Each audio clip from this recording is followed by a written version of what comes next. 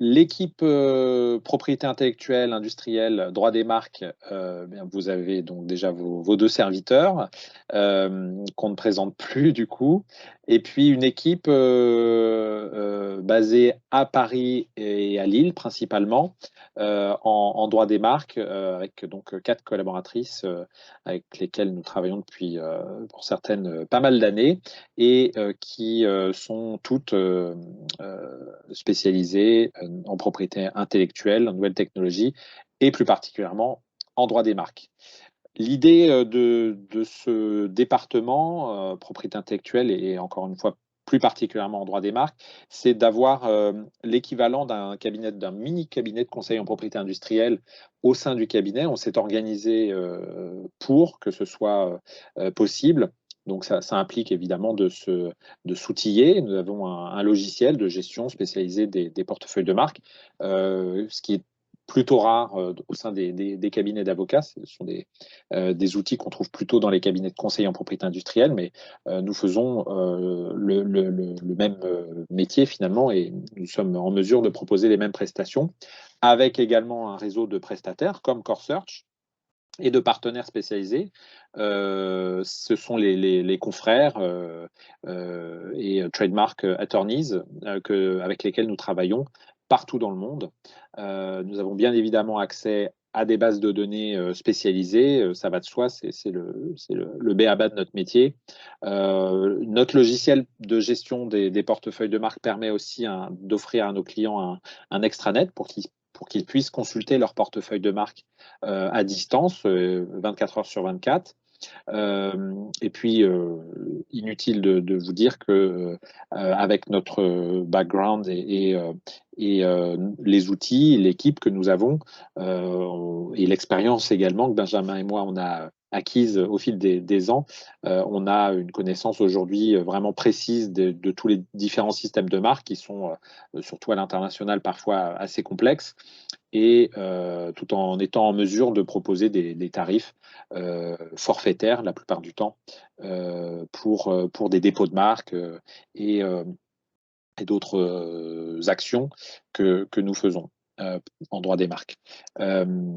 Parmi ces actions, donc on a parlé déjà des dépôts. En amont des dépôts, il y a toute la partie conseil stratégique et technique, puisque il ne suffit pas de dire je veux déposer ma marque dans le monde entier. Il faut voir un peu quels pays exactement sont réellement intéressants pour vous. Donc il y a une vraie discussion qui peut s'engager avec nos clients pour définir une stratégie efficace qui corresponde vraiment à leur activité et à leurs besoins et à des coûts raisonnables, puisqu'évidemment, déposer une marque dans le monde entier, ça a un coût. Donc, généralement, on part de là et puis on affine ensuite sur un certain nombre de pays en choisissant à partir de là les bons systèmes de marque internationales ou nationales pour déposer au juste coût également et avec la bonne protection. Comme nous sommes avocats, et c'est là notre particularité, on a également la possibilité, ce que ne peuvent pas faire des conseillers en propriété industrielle, de défendre les marques de nos clients dans le cadre de procédures judiciaires. Donc ça peut être des actions en contrefaçon ou autres, et puis également des actions extrajudiciaires telles que des oppositions devant les offices, à l'INPI, au niveau européen ou ailleurs dans le monde.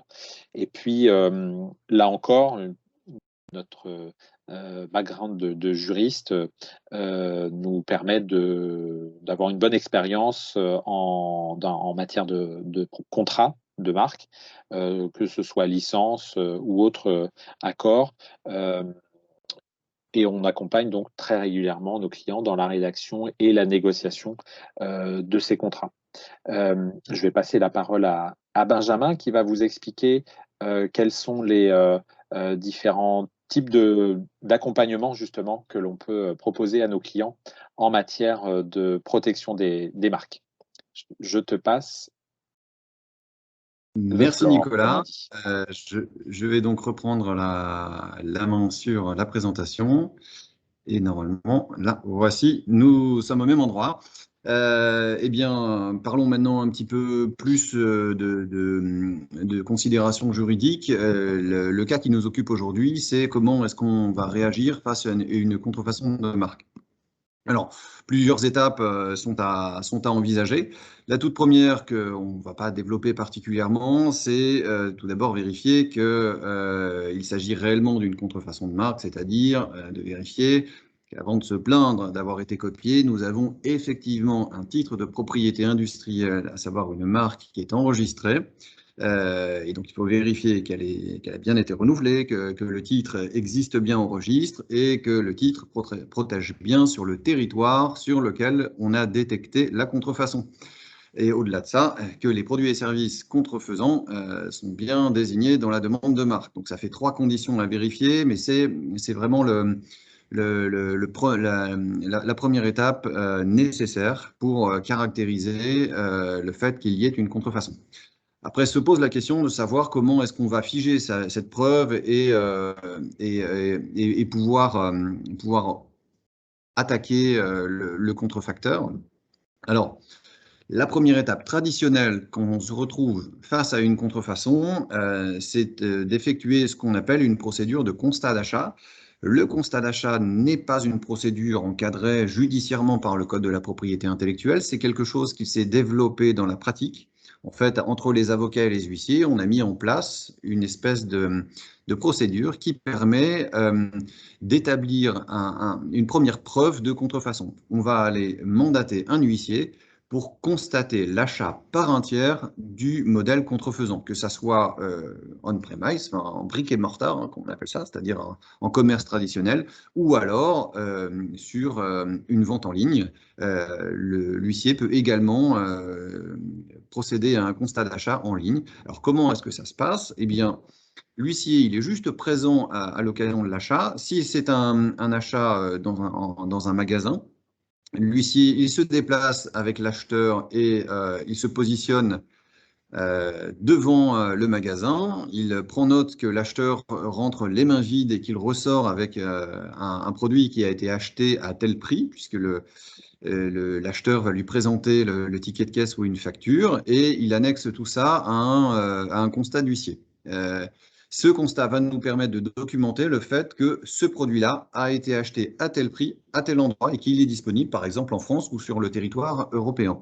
L'huissier ne peut pas procéder lui-même à l'achat, sinon, évidemment, il sort de ses attributions. Il ne peut pas rentrer dans un lieu privé s'il n'a pas une autorisation judiciaire. Donc, il restera à l'extérieur du magasin. Il ne constatera juste que l'entrée de l'acheteur et la sortie de l'acheteur avec, avec le produit. Et le tiers acheteur doit être indépendant de la victime, c'est-à-dire que ça ne peut pas être un stagiaire de la société qui est victime de la contrefaçon.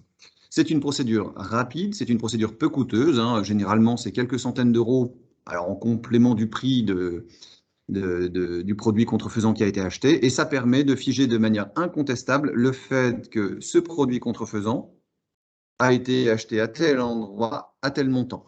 Cela étant, ça ne permet pas de documenter la contrefaçon et surtout, ça ne permet pas d'apprécier l'assiette contrefaisante, c'est-à-dire le volume de produits contrefaisants qui a été mis sur le marché. Alors, pour permettre cette appréciation de l'assiette contrefaisante, on va avoir recours, dans la plupart du temps, sinon tout le temps, à une saisie contrefaçon. La saisie contrefaçon est plus connue que le constat d'achat.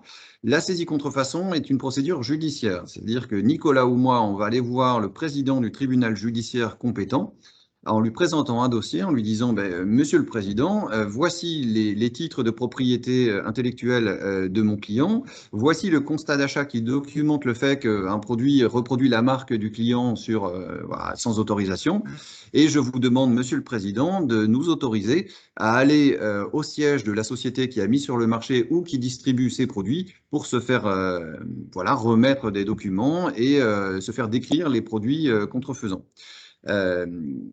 Dans ces cas-là, on a une décision judiciaire, un délai pour l'exécuter, on envoie un huissier, au besoin la plupart du temps, il sera accompagné d'un expert informatique, puisque la plupart du temps, on va retrouver beaucoup de preuves, notamment financières, sur des supports informatiques. Et si jamais il y a une opposition de la part de la victime, on demande toujours l'autorisation d'envoyer un serrurier et la force publique. Et je vous garantis que la présentation d'un huissier avec 3 ou 4 gendarmes à 9 h du matin au siège social, généralement, ça permet de calmer tout le monde et d'obtenir assez facilement l'exécution de la saisie contrefaçon. Alors, traditionnellement, cette saisie contrefaçon dans les textes peut être soit descriptive, c'est-à-dire se limiter à une description des marchandises et des produits reproduisant la marque, ou réelle, c'est-à-dire saisir des marchandises supposées contrefaisantes qui seront placées sous scellé par l'huissier. La plupart du temps, on demande les deux, comme ça, l'huissier, il peut décrire s'il voit des choses dans des catalogues sans qu'on puisse lui présenter les marchandises, puisque parfois, les stocks ne sont pas au bon endroit, et saisie réelle s'il arrive à trouver des prototypes reproduisant la marque contrefaisante ou alors des produits contrefaisants. Ça, c'est l'étape saisie contrefaçon qui va nous permettre derrière de lancer la procédure. Il existe une autre source d'information possible qui est directement issue de la procédure de discovery anglo-saxonne, qui a été codifiée via des directives européennes, qui s'appelle le droit d'information. On l'a intitulé comme ça en droit français. Le droit d'information, c'est une procédure toujours sur autorisation judiciaire qui permet, alors non pas de documenter l'étendue de la contrefaçon, mais qui a vocation à documenter l'origine et les réseaux de distribution. Puisque, évidemment, vous vous doutez bien que quand vous détectez une contrefaçon, là où on va aller taper, ça va être le distributeur. Et parfois, certains contrefacteurs mettent en place des galaxies d'échanges de vente à revente, à revente, à revente, avant d'arriver en distribution finale, et ça brouille les pistes. Eh bien, cette procédure de droit d'information, de discovery à la française, nous permet, sur autorisation judiciaire, de faire condamner des gens sous astreinte à nous transmettre leur facture et leur bon de commande. Comme ça nous permet de tracer en fait le produit contrefaisant de son arrivée dans l'Union européenne, parce que la plupart du temps, on ne va pas se mentir, ces produits ne sont pas d'origine européenne et rentrent dans l'Union européenne en provenance la plupart du temps d'Asie du Sud-Est, même si il ne faut pas généraliser. Et ça nous permettra de voir qui est le premier importateur dans l'Union européenne, puisque c'est lui qui porte la responsabilité de plein droit de la contrefaçon. Donc cette procédure s'appelle le droit d'information et elle est codifiée dans le Code de la propriété intellectuelle. Dernière possibilité pour réagir dans le cadre d'une contrefaçon, eh bien l'action en référé. Donc c'est toujours une action qui est provisoire, qui nous permet, avant même de faire juger la contrefaçon par le tribunal, d'obtenir une cessation de la pratique prohibée, une interdiction donc de poursuivre la mise sur le marché. Mais attention, la contrefaçon n'est pas encore jugée, donc cette interdiction de commercialisation provisoire se fait aux risques et périls du titulaire des droits. Ça peut coûter cher si jamais le tribunal, au final, juge qu'il n'y a pas contrefaçon, puisqu'on a interdit la commercialisation de quelque chose qui est légitime. Et puis, cette interdiction ne peut durer que sur une courte période, dans l'attente du jugement qui sera rendu par le tribunal judiciaire, au fond, qui appréciera ou pas la contrefaçon de marque. Voilà à peu près les étapes qui décrivent la réaction normale en fait à la découverte d'un cas de contrefaçon. Mais alors, et c'est là tout l'intérêt de l'intervention de nos amis de chez CoreSearch, c'est que c'est bien d'avoir des solutions juridiques pour réagir quand on détecte une contrefaçon, mais encore faut-il pouvoir détecter ces contrefaçons. C'est quelque chose qui est très difficile, notamment sur Internet. Et je vais tout de suite rendre la parole à nos amis de CoreSearch, à nos partenaires de CoreSearch, qui vont vous présenter leur solution qui permet précisément de mettre en place des surveillances et de détecter ces contrefaçons sur Internet. Merci beaucoup, Benjamin. Merci beaucoup, Benjamin. Est-ce que tout le monde m'entend bien? Oui, c'est bon. Ok, je vais partager mon écran. Et je vous laisse également me confirmer quand tout est OK de votre côté. Ça fonctionne parfaitement bien. Entendu. Merci Benjamin et Nicolas pour cette intervention et cette invitation. Comme vous l'aurez compris, on va maintenant vous montrer un petit peu ce qu'on peut faire du côté de Core Search sur la protection des marques sur le web. Vous allez très bien comprendre le pont entre ce qui a été dit précédemment et ce que je vais vous montrer à l'instant. Ici, je vais commencer par dresser un petit peu l'historique de la solution Core Search Brand Protection parce que ça va avoir son importance sur l'ensemble de notre intervention. Donc en fait, Core Search est initialement une société qui est assez active sur les parties, ce que je vous disais en début d'entretien, marque, nom de domaine, dessin et modèle sur tout ce qui est recherche d'antériorité, surveillance. La Brand Protection, ça fait partie de notre activité depuis près de 3 ans. Et c'est la résultante directe d'une triple acquisition. Donc la première société qu'on a rachetée était Yellow Brand Protection, une société suédoise. Dont l'atout majeur était l'apport technologique. Donc là encore, on ira un petit peu plus dans le détail dans quelques instants, mais pour vous expliquer les grandes lignes, je pense ici, et je fais allusion à la technologie de data clustering qui permet notamment d'identifier des bulles d'abus autour des contrevenants principaux et de traiter les problèmes sur le web de façon holistique et de pas simplement retirer un article pour qu'il réapparaisse dans les instants qui suivent sur une autre plateforme. Donc ici, c'est l'apport principal de Yellow, la technologie que Jenny vous exposera également dans quelques instants. Pointer a été une seconde société qu'on a rachetée juste après, une société néerlandaise. Donc ici, le point fort de Pointer, c'est de faire le lien entre toutes les informations qui vont être récoltées en ligne et ce qui va pouvoir être fait hors ligne. Et là, je fais référence directement à ce que Benjamin évoquait précédemment. Je pense ici à des techniques d'investigation poussées, des achats tests qu'on peut effectuer pour le compte de Bignon-Lebray notamment. Et tout ce qui est identification, prise de photos, par exemple, de sites de production en Asie du Sud-Est, ça peut être aussi en Europe de l'Est, beaucoup en Turquie. Voilà, l'avantage compétitif clair de Pointer était cette partie-là d'arriver à faire le lien entre les données précieuses collectées en ligne et les interventions offline. Et puis, la dernière arrivante des sociétés dans notre bulle Core Search Brand Protection, c'est Incopro, une société également très réputée, une société britannique qu'on a rachetée en juin dernier et qui a également un point fort et un atout majeur, le sien étant principalement les relations avec les autorités. Donc lorsqu'il est nécessaire notamment de négocier via votre cabinet d'avocat, on peut vous accompagner via nos personnes sur place pour tout ce qui est constatation, négociation avec les douanes et les autorités locales, je pense notamment au marché asiatique. Alors, avant d'aller plus loin, les abus en ligne, donc vous voyez sur votre écran quelques statistiques, je vous laisse les découvrir. C'est vrai qu'on a parlé depuis le début de l'entretien de contrefaçon, mais il y a également pas mal d'autres problématiques qu'on peut traiter via Core Search Brand Protection et votre cabinet d'avocat. Je pense notamment au piratage, aux problématiques d'import parallèle, de marché gris, plus globalement des abus sur les marques, mais également des atteintes à la réputation. Alors là, on va peut-être plutôt se pencher sur les réseaux sociaux, qui fait partie de nos domaines d'activité. Les réseaux sociaux qui prennent une place de plus en plus importante lorsqu'il s'agit de contrefaire ou d'entraver la réputation des marques, puisque vous n'êtes pas sans savoir également que les réseaux sociaux aujourd'hui sont aussi en partie des places de marché. Donc ça, on pourra aussi y venir dans quelques instants. On a également traité et on traite toujours beaucoup de problématiques d'imitation et puis des utilisations abusives de noms de domaine. Donc là, un peu plus, ça a trait plus au web.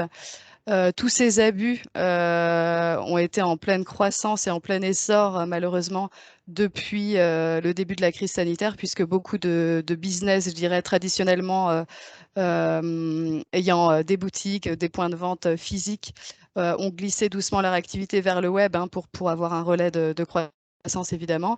Et tout ça a créé, a laissé une brèche très clairement pour les abuseurs et les contrevenants. Donc, c'est quelque chose qui est en augmentation permanente.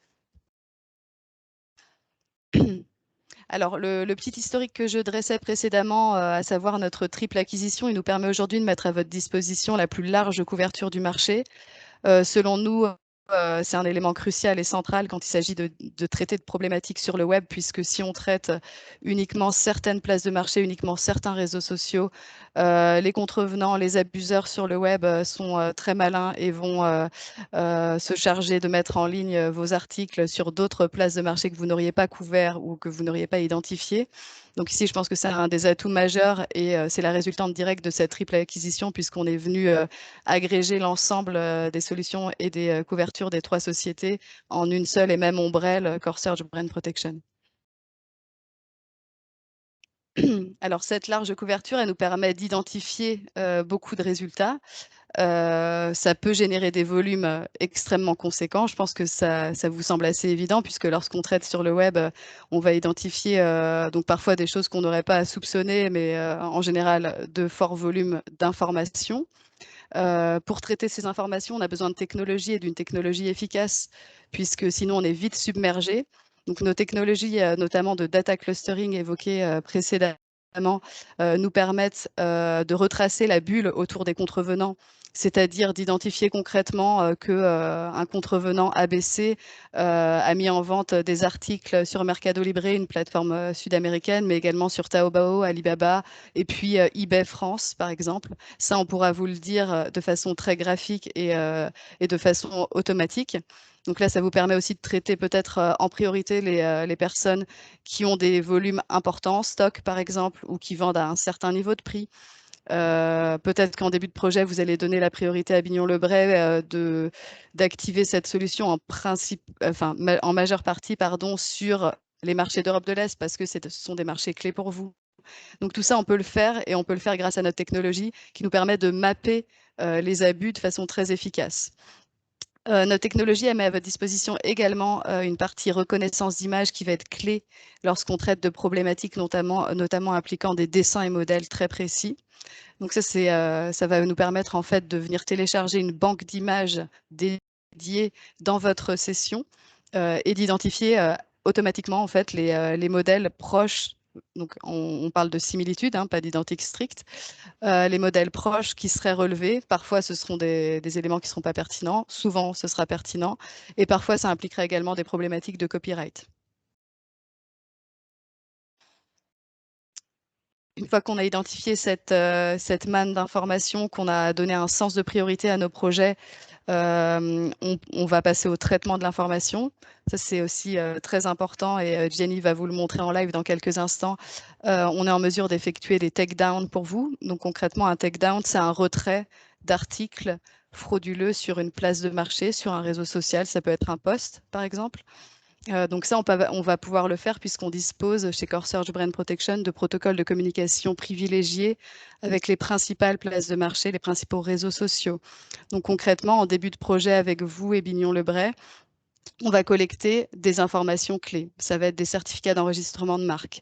On va avoir besoin de prouver que vous avez des droits antérieurs dans des pays particuliers asiatiques, puisque sans ça, on ne pourra pas agir et Bignon-le-Bray ne pourra pas agir non plus. On va vous demander des power of attorney, donc tout un tas d'informations. Et ces informations-là vont nous permettre de façon automatisée de supprimer des articles, des places de marché notamment. On va pouvoir en supprimer 1, 10, mais aussi 100 en une fois, de par ces fameux protocoles de communication qui nous lient avec ces places de marché. Donc on est en collaboration étroite avec eux. Et c'est là tout l'intérêt de ce type de solution, c'est d'avoir une intervention globale, efficace, puisque lorsqu'on fait manuellement ce type de démarche, et ben déjà c'est très chronophage, et en plus ça vous oblige à regarder tous les jours, et vous n'avez pas la main sur les contrevenants qui sont parfois, je dirais, qui traitent de volumes très importants. Un dernier élément sur le traitement de l'information et sur le côté collecte de données. Ici, on va pouvoir mettre à la disposition de Bignon-le-Bray ce qu'on appelle un package de preuves. Un package de preuves, là encore, il y a un lien direct avec ce que Benjamin évoquait précédemment. Ça va vous permettre d'avoir des éléments horodatés, intégrant des copies d'écran, avec des données très concrètes, parfois sur les contrevenants. Ça peut aller jusqu'au numéro de téléphone et à une adresse physique, sur des sites de production également. Tout ça va être collecté et téléchargeable en quelques clics depuis notre outil pour permettre ici à Bignon-le-Bray d'intervenir sur la partie juridique s'il y a besoin d'aller un peu plus loin et de poursuivre les contrevenants en offline. Un dernier petit point avant de laisser la main à Gianni, donc la partie investigation et test d'achat qui peut être aussi cruciale, là encore qui va être très importante pour Bignon-Lebray, à savoir avoir recours à des enquêtes complémentaires lorsqu'on a identifié des éléments en online et qu'on a besoin de plus d'informations, même de preuves, quant à des sites de production, quant à des personnes. Donc on va pouvoir faire des enquêtes pour vous. On va pouvoir faire des achats tests. Là encore, hein, ça a été évoqué dans les problématiques de contrefaçon. C'est clé d'agir de la sorte pour certaines problématiques produits. On va pouvoir également vous aider à identifier les réseaux de distributeurs et plus largement à faire des audits de distribution. Donc tous ces éléments venant en complément direct de la plateforme que vous allez découvrir dans quelques instants avec Gianni. Un dernier slide assez, je dirais assez synthétique hein, pour résumer un petit peu l'approche et l'idée derrière Core Search Brand Protection. C'est de mettre à votre disposition une technologie de pointe pour vous permettre d'identifier efficacement et sur une large couverture tous les abus qui sont faits. Donc ça peut être des marques, des dessins et modèles, hein, on a différentes problématiques. Vous aider via votre cabinet à donner un sens de priorité à votre projet pour agir efficacement et peut-être attaquer en priorité les gros volumes. Et puis toute la partie humaine, hein, donc là, je pense à votre cabinet Bignon-Lebray, mais je pense aussi aux équipes d'analystes très présentes en Asie qui peuvent vous aider sur des investigations. De la même façon en Europe de l'Est, en Turquie. Donc faire le pont aussi entre l'apport technologique et l'apport humain. Je pense que j'ai parcouru les grandes lignes de la solution. Je vous propose de laisser la main à Gianni, qui va vous permettre de prendre conscience peut-être plus précisément via l'outil dédié directement sur une démonstration. Merci beaucoup, Marlène.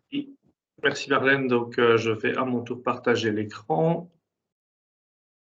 Voilà, je pense que cela fonctionne. Et donc, voilà, je remercie Bignon-Lebray de l'opportunité de vous présenter la plateforme de surveillance qui est utilisée, en tout cas une réplique de ce qu'utilise Bignon-Lebray, qui a pour vocation première de pouvoir identifier et prioriser les abus en ligne en vue d'un signalement, donc en vue de le retirer d'Internet, aussi avec le but de pouvoir identifier qui sont les contrevenants et y compris dans le but d'aller peut-être un peu plus loin, donc dans des démarches juridiques et présenter le dossier peut-être devant un juge.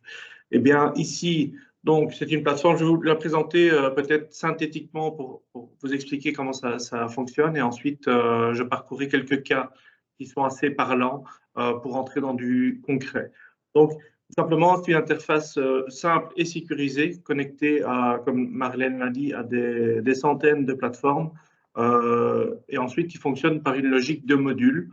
Les modules sont activés en fonction des besoins à couvrir. Donc ici, vous voyez que nous sommes en Bordeaux sur l'onglet place de marché, mais on pourrait parcourir aussi les sites web qui contiennent les noms de domaine et les contenus web, avec tout ce que ça implique, hein, des contenus texte, des images, des liens cachés dans le code, et les réseaux sociaux.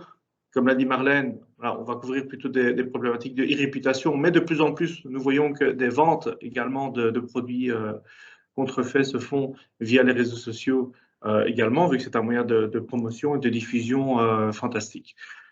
Alors, je vais rester sur place de marché et je vais vous présenter quelques cas d'exemple. Hein. Donc, vous voyez que les résultats s'affichent ici sur cette partie de tableau. Alors, avec un petit plus qui permet d'étendre les résultats. Donc, on a une copie d'écran, on a le lien vers l'annonce, on a le titre qui bien souvent va contenir les mots-clés qui nous intéressent aussi. Et puis, on a des images qui vont être collectées par la plateforme. Alors, nous avons des filtrages qui sont automatisés, qui permettent vraiment de créer ces échantillons, cette base de travail qui intéresse au plus près des focus de mission en rapport vraiment à ce qui doit être nettoyé en premier sur Internet, ou ce qui est le plus dommageable. Et cette manière d'automatiser cette opération est définie par des critères de risque que vous voyez ici. C'est une échelle qui va de 0 à 10, tout simplement. et qui fait partie de la mise en place. Donc, c'est configurable en fonction du détenteur de marque et de ses priorités. Mais ici, vous voyez, par exemple, on a external data, ce qui veut dire que le détenteur de marque avait déjà, via Bignon-Lebray ou via son cabinet de conseil, ou peut-être en direct, une liste de contrevenants connus ou d'abus connus que nous avons pu déjà injecter dans la machine. Ça, c'est une étape qui permet de gagner du temps. Mais on a d'autres critères, comme ici, la quantité en stock, donc qui va définir, ben, voilà, si on chasse des Nike, des reventes de Nike, eh bien, on va s'attarder vraiment à une activité business, hein, et on va laisser de côté, évidemment, tout le bruit, tous ceux qui revendent leur paire de chaussures individuelles, etc. Cela n'intéresse pas dans le cadre de cette protection de la propriété intellectuelle. Et ensuite, il y a des critères plutôt manuels qui sont utilisés de mois en mois en fonction des focus de mission et qui vont nous permettre de partir de l'échantillon de base. Ici, on est à près de 100 000 annonces, jusqu'à l'échantillon, le court échantillon qui nous intéresse. Alors, je vais prendre un exemple ici. Tout d'abord, je vais vous montrer par rapport au site. Donc, ce sont les plateformes de vente en ligne. Donc, Marlène vous a dit plus de 1000 plateformes. En fait, on en couvre même plus de 1400 maintenant parce que chaque jour, nous pouvons ajouter des plateformes. Vous voyez, la liste est assez longue. Ça peut faire l'objet d'un critère. Donc, en effet, si on veut retrouver uniquement les résultats qui apparaissent dans Amazon ou dans eBay, eh bien, il suffit d'utiliser ce filtre-là. Je vais utiliser d'autres filtres ici. Je vais prendre mon fameux critère automatique de risque et je vais déjà réduire un peu les résultats. Je vais prendre les risques extrêmes, donc sans doute qui couplent 2, 3 critères et des risques hauts. Voilà, comme ça, je sais déjà que là-dedans, sur mes 100 000 résultats, eh bien, j'en ai 4 000 qui sont suspects. Ils sont tous suspects selon les critères de mise en place, mise en œuvre ici. Ensuite, je vais continuer. Je vais réduire cet échantillon encore pour trouver ce qui m'intéresse. Et là, maintenant, je vais aller dans les sites. Donc, je vais avoir beaucoup moins de bruit. Et je vais trier par quantité. Donc, vous voyez qu'entre parenthèses, vous avez toujours le nombre de résultats obtenus par rapport à mon critère. Donc ça, c'est aussi la magie du data clustering, c'est qu'on peut identifier entre parenthèses les volumes qui sont là.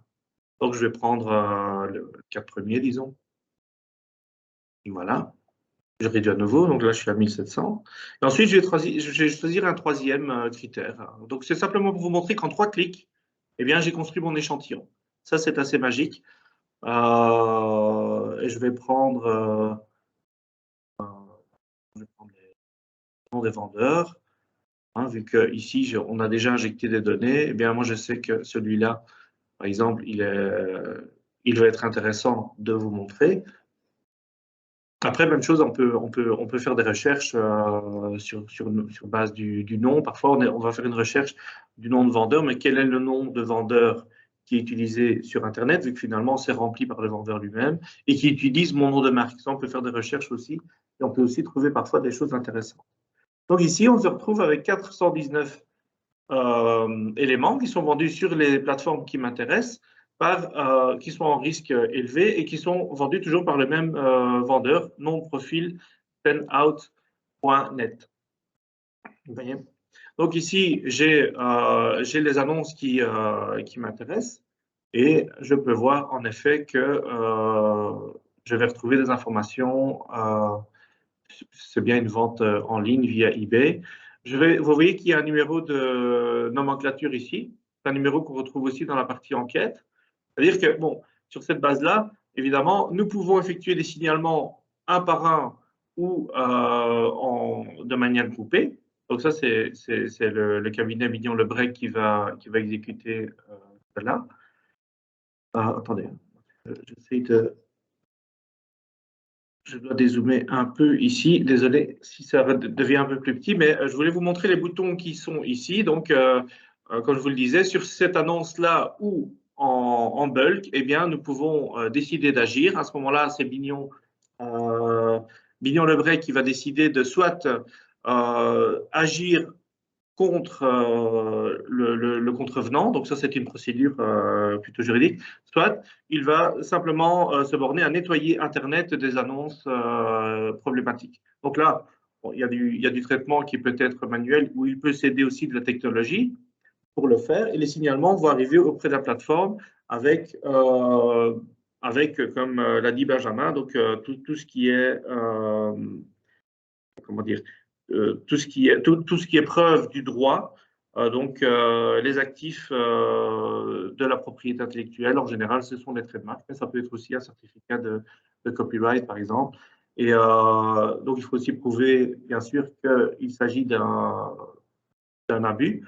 Et dans certains cas, donc si par exemple on veut agir au niveau du contrevenant aussi, eh bien, il va falloir regrouper tout un élément tout un groupement de preuves pour prouver la mauvaise foi du contrevenant. Alors, une fois que ces procédures-là sont en cours, je vais aller plus loin.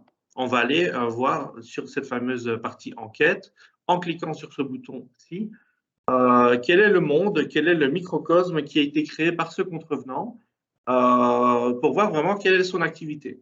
Donc à ce moment-là, on peut en effet voir tous ces agissements. Alors ça prend quelques secondes, mais vous voyez que j'ai une localisation très forte. Si je retourne ici, en fait, je vais aller dans la partie info. Vous voyez, j'ai mon vendeur avec les éléments qui ont été regroupés. Bon, ici, on n'a pas beaucoup de stock, mais si je clique ici sur United Kingdom, vous voyez qu'il y a des champs qui ont été complètement remplis. La localisation du vendeur est ici, en Grande-Bretagne, dans le Essex, mais j'ai aussi géolocalisé le vendeur, j'ai aussi ses coordonnées sur une carte. Ce sont ces coordonnées que je retrouve ici. Alors, je vais faire un peu de ménage parce que ici, évidemment, on est inter-module, donc on a aussi des données qui peuvent éventuellement transpirer des noms de domaine. Donc, je vais supprimer tout ceci. Et voilà, j'ai identifié mon vendeur ici. J'ai plusieurs points. Pourquoi? Parce que le vendeur eh bien, peut compléter des données sur plusieurs profils. Ils peuvent aussi travailler en réseau. Donc, ici, je vois que mon vendeur est là. J'ai son profil qui a été recomposé ici. Donc, la plateforme va recomposer le puzzle. Donc, on a son niveau de stock. On a bon, la tendance, parce qu'évidemment, quand on commence à faire des takedowns, eh bien, on a une tendance à la hausse en identification. Mais une fois que les actions commencent, eh bien, vous allez trouver des courbes dégressives sur les abus. Et puis, vous avez toutes les informations qui sont collectées. Voilà, donc on a deux adresses ici. Là, si on peut éventuellement collaborer aussi avec le service, les autorités. Nous avons des numéros de téléphone, nous avons une adresse email professionnelle, sans doute un site web, que le nom de domaine standard.net correspond. Les plateformes sur lesquelles il est actif, vous voyez qu'il y en a plus de 11. Et ici, plus bas, eh bien, vous avez toutes les annonces. Donc, on voit qu'il a publié 2019 annonces, donc pas uniquement dans les 4 plateformes que j'avais identifiées en focus de mission, mais d'autres aussi. Donc, ça, ce sera intéressant de voir peut-être là où il travaille. Je vais vous montrer dans une minute. Et alors, les annonces illicites, c'est-à-dire qui ont donné lieu à une plainte. Ce que la machine fait également lors d'un signalement, donc les annonces illicites sont collectées ici, et on va aussi placer de l'intelligence artificielle sur tout ça. C'est-à-dire que la machine apprend au fur et à mesure de l'expérience qu'elle vit autour du nom de marque et autour de tout ce qui se passe autour des contrevenants et les abus trouvés.